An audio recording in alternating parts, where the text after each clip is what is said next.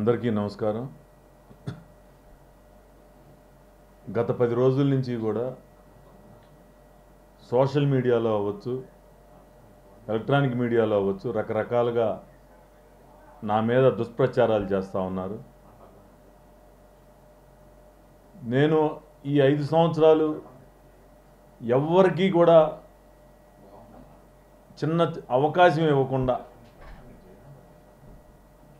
బోడే ప్రసాద్ ఈ తప్పు చేస్తున్నాడు అని చెప్పి వేలెత్తి చూపించకుండా నిత్యం ప్రజల్లో ఉండి పని చేసుకొని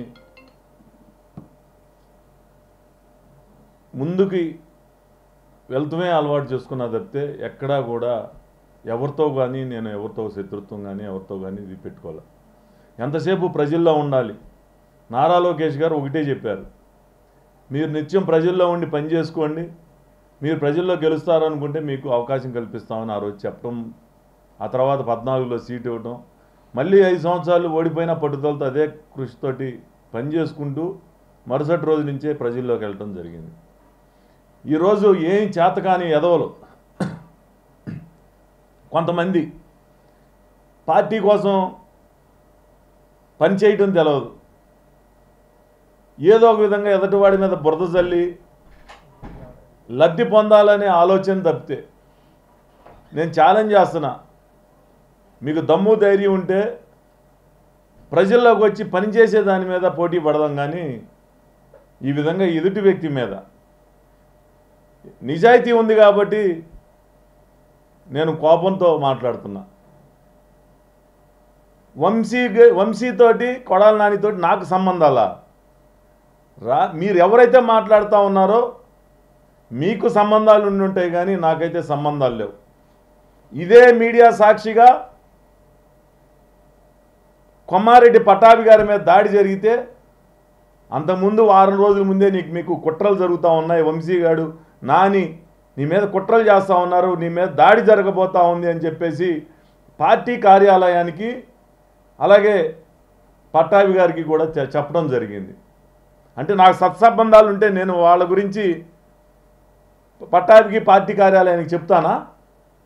అక్కడ ఉన్న కొంతమంది నాతో పనిచేసే వ్యక్తులు కొంతమంది అక్కడ ఆ జరిగిన సమావేశంలో ఉండబట్టి నాకు సమాచారాన్ని ఇవ్వబట్టి నేను చెప్పగలిగా. దాడి జరిగిన తర్వాత లైవ్లో ఆ రోజు వాళ్ళ పేర్లతో సహా ఈ కుట్రలో ఎవరున్నారనేది కొడాలి నాని వల్లభనేని వంశీ ఉన్నారని చెప్పేసి నేను ప్రకటించడం జరిగింది. అంటే నేను నాకు వాళ్ళతో అంటకాగితే నేను వాళ్ళ పేర్లు చెప్తానా? అంటే నేను అంత అమాయకున్నా? నేను ఒకటే చెప్తున్నా, మీకు ఏదైనా ద్వేషం ఉంటే ఎదురుగా వచ్చి దాడి చేయడం నేర్చుకోండి, కానీ ఈ విధంగా బురద జల్లే కార్యక్రమం అనేది మానుకోండి. నిజంగా మీకు పోటీ చేయాలా లేకపోతే నా మీద ద్వేషంతో నా మీద బురద జల్లాలో అనుకుంటే అది వేరే విధంగా తీర్చుకోండి తప్పితే అధిష్టానానికి తప్పుడు సంకేతాలు పంపించడం. నా పిల్లల మీద ప్రమాణం చేసి చెప్తున్నా, నేను కొడాలి నాని అనే వ్యక్తిని ప్రత్యక్షంగా ఈ 5 సంవత్సరాల్లో ఒక్కసారి కూడా చూడలా, ఒక్కసారి కూడా ఫోన్లో మాట్లాడలా. వల్లభనేని వంశీతోటి ఒకసారి పెళ్లిలో కలవటం జరిగింది, 1-2 సార్లు ఫోన్లో మాట్లాడటం జరిగింది. అది కూడా అతను నాకు కాల్ చేస్తే నేను ఎన్నోసార్లు చెప్పా, భువనమ్మ గారి మీద దాడి జరిగినప్పుడు నువ్వు నోరు పారేసుకున్నప్పుడు నీ సర్వస్వం కోల్పోయావు, నువ్వు చేసిన తప్పు వెనక్కి తీసుకోలేని తప్పు చేశావని చెప్పేసి నేను మెసేజ్ పెట్టడం జరిగింది. 2019లో నేను ఆర్థికంగా కొద్దిగా ఇబ్బందులు ఉన్నా ఒక చిన్న పని చేయమని చెప్పి వంశీకి ఫోన్ చేస్తే నాకు ఆ పని కూడా చేసి పెట్టలేకపోయాడు. 1-2 సార్లు ఫోన్ చేస్తే ఇసుక్కున్నాడు. ఆ రోజు నుంచి కూడా ఈ రోజు వరకు ఎవరైనా ఫోన్ చేస్తే అతను శత్రువు, నాకు ఈ పార్టీలో లేని వ్యక్తి నాకు స్నేహితుడు కాదు అని చెప్పి మగతనంగా చెప్పిన వ్యక్తిని ఈ విధంగా నా మీద దుష్ప్రచారాలు చేసి మీకు ఏదైనా లబ్ధి పొందాలి అని ఉంటే నేనే వచ్చి అధిష్టానం దగ్గర చెప్తాను కావాలంటే. కానీ నిత్యం ప్రజల్లో ఉండే వ్యక్తి మీద ఈ విధంగా బురద చల్లటం అనేది నిజంగా ప్రజలు ఏదో ఉందేమో అనుకునే భ్రమలో కల్పించే విధంగా మీరు మాట్లాడుతూ ఉన్నారు అని అంటే నేను ఇంక ఏ విధంగా మిమ్మల్ని దూషించాలో కూడా నాకు అర్థం కావట్లా. నేను ఏ రోజు కూడా ఏ వ్యక్తిని సంస్కారహీనంగా నేను మాట్లాడలా. సంస్కారహీనంగా మాట్లాడే సంస్కృతి నాకుంటే కొడాలి నాని మీద మాట్లాడతాను, వల్లభనేని వంశీ మీద మాట్లాడతాను, మీ మీద కూడా మాట్లాడతాను. నేను సంస్కారహీనుని కాదు కాబట్టే నేను నిత్యం ప్రజల్లో ఉన్నాను, ప్రజల మధ్య ఉన్నాను. అధిష్టానం నన్ను గుర్తిస్తుంది, నాకే అవకాశం కల్పిస్తుంది. నేను పార్టీ అంటే ఒక డెడికేటెడ్గా, ఒక క్రమశిక్షణగా, ఒక డిసిప్లిన్గా పని చేయాలి. చంద్రబాబు నాయుడు గారు ఏది చెప్తే అది పని చేయాలి, అదే చేయాలి అని ముక్కుసూడితనంతో పనిచేయబట్టే ఈరోజు నేను నష్టపోయానేమో అని అనుకుంటా ఉన్నా. దయ ఉంచి మీకేదైనా శత్రుత్వం ఉంటే నా ఎదురుగా వచ్చి దాడి చేయండి. నేను కనీసం పోలీస్కి చెప్పను, ఇంకొకరికి చెప్పను. లేకపోతే వచ్చి అడగండి, వివరణ ఇస్తాను. అంతేగాని మీరు ఈ విధంగా బురద జల్లే కార్యక్రమం 2014 నుంచి 19 వరకు కూడా నా మీద విషం కక్కారు. నేనేదో 100 కోట్లు సంపాదించానని, 1000 కోట్లు సంపాదించానని. మరి ఎట్లా వస్తాయో నాకైతే అర్థం కాదు. నేను ఎక్కడైనా ఏ ఒక్క కాంట్రాక్టర్ దగ్గర కానీ లేకపోతే ఇంకో చాట కానీ ₹1 కమిషన్ తీసుకున్నట్టు కానీ అవినీతి చేసినట్టు కానీ మీరు నిరూపిస్తే నేను రాజకీయాల నుంచి తప్పుకుంటా. ఎందుకనంటే నీతి నిజాయితీతో పనిచేశాం కాబట్టి ఈ పౌరుషంతో మాట్లాడుతున్నా. ఇసుక చెప్తున్నారు, ఇసుకలో దోచుకున్నాడని. ఉచిత ఇసుక విధానంలో ఏముంటుంది దోచుకునేది? ప్రొక్లైనర్ 200కి లోడింగ్కి పెడితే ఆ 200 లోడింగ్ నేను కాకపోతే ఎల్లయ్యో పుల్లయ్యో ప్రొక్లైన్లు పెట్టుకుంటాడు. ఆ ₹100 200 ఆ కూలి తీసుకుంటాడు. అదా నేను చేసిన నేరం? అది కూడా తప్పే అనుకుంటే ఏది కూడా నేను ఇక భవిష్యత్తులో నేను ఒకటే చెప్తా ఉన్నా, మీ వలన పార్టీ ఒక నిబద్ధత గల నాయకుడిని కోల్పోయే ప్రమాదం ఉంది. కాబట్టి దయ ఉంచి పార్టీకి మంచి చేయాలనుకుంటే మంచి సలహాలు ఇవ్వండి తప్పితే ఇలా బురద జల్లే కార్యక్రమాలు మాత్రం. ఇంకోటి, ప్రతి ఒక్కడూ కూడా బాబు గారి దగ్గరికి వెళ్ళి యారగంటు నేను యారగంటు. ప్రతి కార్మికుడితో పేదవాడితో కలిసి సొంత ఇంట్లో మనిషిలాగా నన్ను ఆదరిస్తూ ఉన్నారనంటే ఈ విధంగా విషం కక్కే విషసర్పాలు ప్రజల మధ్య ఉండటం కూడా ప్రమాదకరమేమోనని భావిస్తూ ఉన్నా. థ్యాంక్ యూ అండి.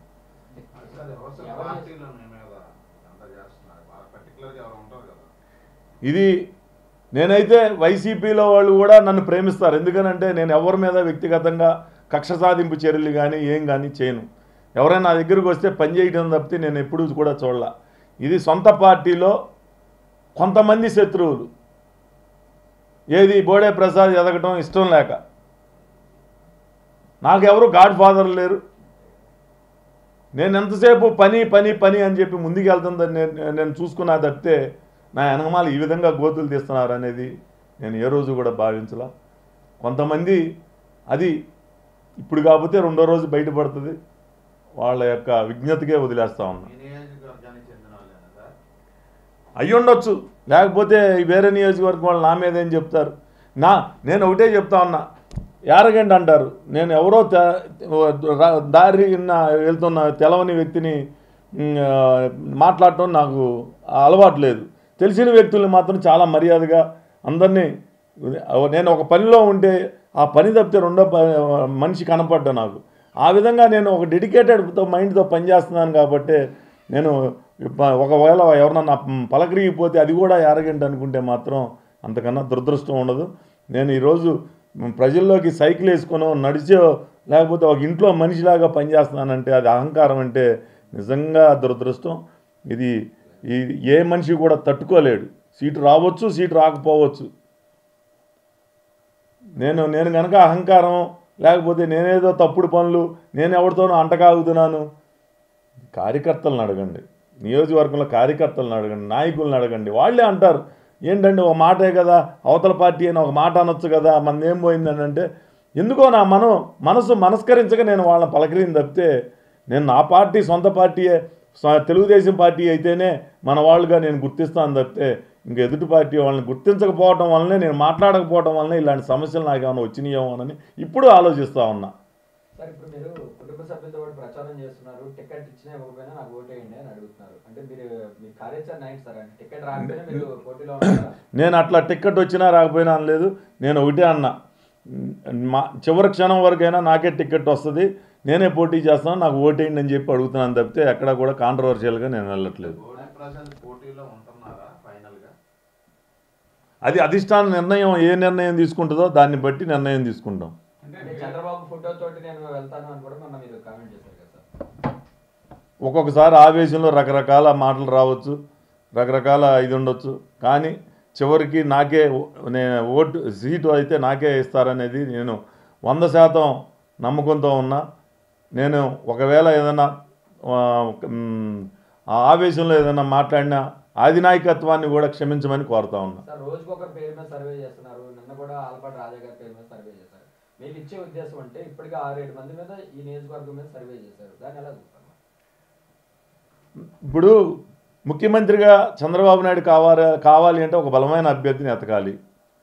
ఈరోజు పెనలూరు నియోజకవర్గంలో బోడే ప్రసాద్ కన్నా మించి ఇంకెవరైనా బలమైన అభ్యర్థి ఉన్నాడేమోనని ఐవీఆర్ఎస్లో అవ్వచ్చు సర్వేలు అయితే చేస్తూ ఉన్నారు. కానీ ఇక్కడ బోడే ప్రసాద్ అయితేనే ప్రత్యర్థిని ఓడిస్తాడు అని చెప్పేసి అన్ని సర్వేల్లో, అన్ని ఐవీఆర్ఎస్లో కూడా ప్రూవ్ అయింది. తప్పేముంది దాంట్లో? నేను తప్పుగా భావించినట్లయితే మొదటి రోజున ఎవరో పేరు పెడితేనే నేను ఏంటి ఇట్లా నన్ను అవమానించారని మాట్లాడతాను. నేను అవమానంగా తీసుకోవట్లా.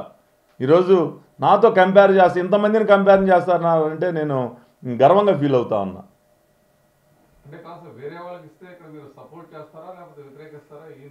అది నాకే వస్తుంది నేను అంటున్నప్పుడు ఇక నేను సపోర్ట్ చేస్తారా అనేది. ఈరోజు అభ్యర్థిగా నేనే పోటీ చేస్తున్నాను, నేనే ఉంటున్నాను ఇక్కడ. పక్క జిల్లాలో కూడా తీసుకొచ్చి ఇక్కడ ఐవీఆర్ఎస్ నిర్వహించడాన్ని ఎట్లా చూస్తారు? మీరు లోకల్ క్యాండిడేట్ కదా. ఇప్పుడు ఒక మాజీ మంత్రి 4-5 సార్లు శాసనసభ్యుడిగా పనిచేసిన మనిషి, మరి ఒకవేళ ఆయన కూడా ఇక్కడ ఏమన్నా బలంగా ఏమన్నా ప్రజల్లో ఉన్నాడేమోనని పరీక్ష ఐవీఆర్ఎస్లో అడుగుతూ ఉన్నారు. దాంట్లో తప్పేముంది?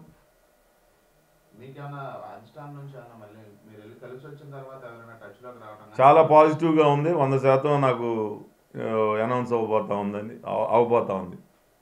అంటే మొన్న కాల్ చేసి మీకు లేదు అని చెప్పారు కదా, ఆ తర్వాత మళ్ళీ పరిణామాలు మారినాయి అంటారా? ఎంక్వైరీ చేసుకున్నారు. ఇక్కడ ఎవరు బాగా ఇది ఉన్నారో పార్టీ నిర్ణయించుకుంది, దాని ప్రకారమే నిర్ణయం వస్తుందని నేను భావిస్తున్నాను. ఒకవేళ సపోజ్ మీరు కాకుండా వేరే వాళ్ళు ఎవరైనా ఇస్తే వాళ్ళకి సపోర్ట్ చేస్తారా, లేకపోతే ఏంటి మీ భవిష్యత్ కార్యాచరణ? పూర్ణ గారు కాంట్రవర్షియల్గా వద్దండి. ఇంకా మొదట్లో చెప్పింది వంశీ గారితో, కొడాల నాని గారితో, అది కేవలం ప్రచారమైనా అలాంటి దాని గతంలో ఏమైనా జరిగిందా సార్? అంటే నేను దృష్టిలో పెట్టుకునే టికెట్ ఇవ్వలేదని అనుకుంటున్నాను. నేను ఎమ్మెల్యేగా ఉన్నప్పుడు బోండా ఉమ్మ, వల్లభనేని వంశీ, బోడే ప్రసాద్ ముగ్గురం ఒక బెంచ్లో కూర్చునే వాళ్ళం, స్నేహితులంగా ఉన్నాం. ఏ రోజైతే పార్టీ మారే ముందు రోజు కూడా చింతమనేని ప్రభాకర్ జైల్లో ఉంటే పరామర్శించడానికి వెళ్ళినప్పుడు కూడా వల్లభనేని వంశీ అన్నం తినేవాడు ఎవడో కూడా ఆ పార్టీలో వైసీపీలో చేరాడని చెప్పి మేమందరం కూడా ఆ ప్రెస్ మీట్లో ఉన్నాం. అతను వెళ్ళిపోయాడు. ఆ రోజు నుంచి బోండా నేను అతనితో ఏ రోజు కూడా ఫోన్లో మాట్లాడతాం కానీ, కలిసి కూర్చోవటం కానీ, ఈ పార్టీలో వచ్చి ఏ మనిషి అయినా చూశాడా ఎక్కడైనా? దమ్ముంటే చెప్పమనండి.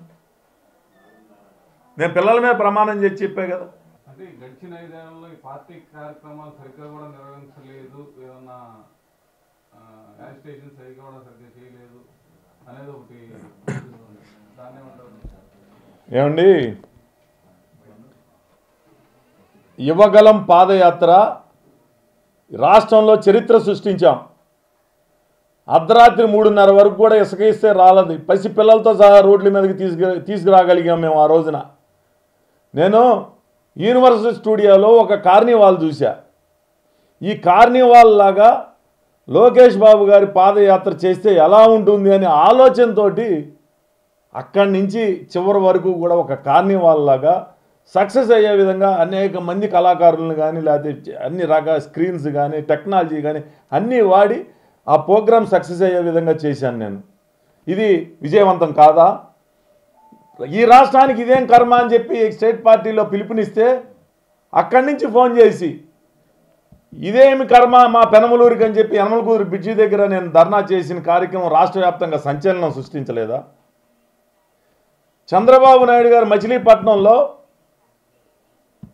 ప్రోగ్రాం పెడితే చంద్రబాబు నాయుడు గారు ఇటు వెళ్తున్నారు స్వాగతం పలకండి అని అంటే అక్కడ 7ంటికి మచిలీపట్నం వెళ్ళాల్సి వస్తే నా నియోజకవర్గం మధ్యాహ్నం 3 గంటలకు ప్రారంభమైన రోడ్ షో రాత్రి 9 గంటల వరకు పారింగ్లో పెనమలూరు నియోజకవర్గంలో నడిచింది విజయవంతం కాదా? చంద్రబాబు నాయుడు గారిని జైల్లో పెడితే ఈ జిల్లాలో నిరాహార దీక్ష చేసి పోరాడిన వ్యక్తిని నేను కాదా? ఈ జిల్లాలో ఏ కార్యక్రమం పిలిపించినా ప్రతి రూపాయి నా సొంత రూపాయితో నేను ఖర్చు పెట్టి పూర్తి చేసింది నేను కాదా?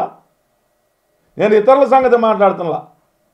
ఎవరి దగ్గర కూడా ఒక్క రూపాయి అడుక్కోకుండా నేను కష్టపడి సంపాదించిన డబ్బులతోటి ఆ కార్యక్రమాలన్నీ కూడా నేను విజయవంతం చేశా. ఎవరైనా నాకేమన్నా సహాయం చేశారేమో అడగండి.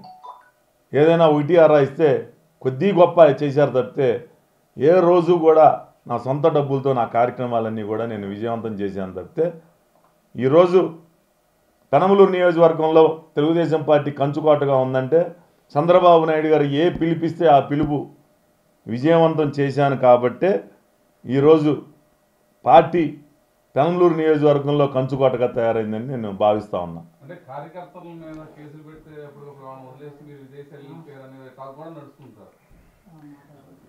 నా సొంత కొడుకు అండి జైల్లో ఉంది. నా సొంత కొడుకు మా ఆఫీసులో ఉండే 10 మంది కుర్రాళ్ళు అండి. ఇంకా అంతకన్నా ఏం సమాధానం చెప్పనండి నేను. వెళ్ళిపోయారా లేదా అనేది అక్రమంగా కేసు పెడితే నేను గాంధీ మహాత్ముడిలాగా వెళ్ళి జైల్లో కూర్చోవాలంటారా మీరు చెప్పేది? నేను వెళ్ళినా ఇక్కడ ఉన్న మా వాళ్ళందరూ కూడా ఇక్కడే ఉన్నారు. ఆ కేసు గురించి పట్టించుకున్నారు. వెంటనే 24 గంటల్లో బెయిల్ తీసుకురాగలిగాం. అప్పటికే ఆస్ట్రేలియాలో నాకు ప్రోగ్రాం ఉంది, టికెట్లు బుక్ అయి ఉన్నాయి కాబట్టి నేను వెళ్ళాను.